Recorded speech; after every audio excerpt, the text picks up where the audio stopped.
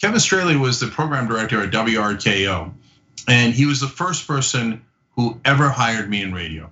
And he gave me a shot as just, come in on the weekends and let me see what you got.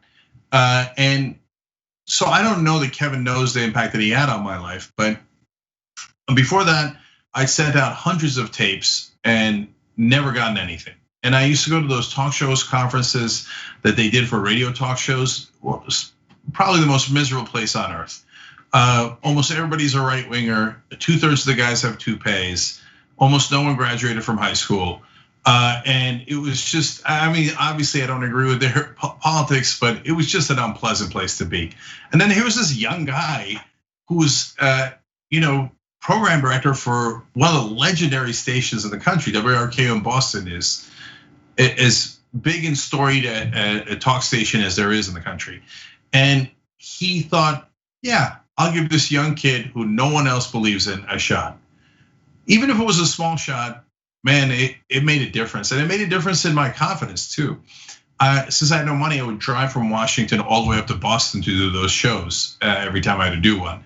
But man, I appreciate it. And then when I was tired of my job as a TV writer when we moved to LA, and I remember working on a pilot, and the producer told me, you've got to write this in Daisy Fuentes' voice.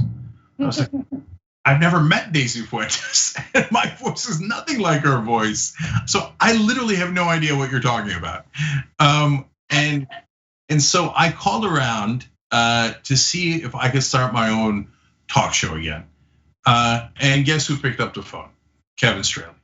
And he said, hey, I'm at XM now, and they had just launched. He's like, you missed me. We launched, all my lineup is filled. I shouldn't do this. Sirius is our biggest competitor. Sorry for outing you, Kevin. He later wound up working for Sirius XM, so it's okay, I think. But he said, I'll put in a good word for you. You go over there, and I think they're open, and you can get in, and I'll help. And he did, and I did get in, and that's how the Young Turks got started. So sometimes you don't have to do a huge favor, just a little hand up for a guy who really needs it, makes a big difference.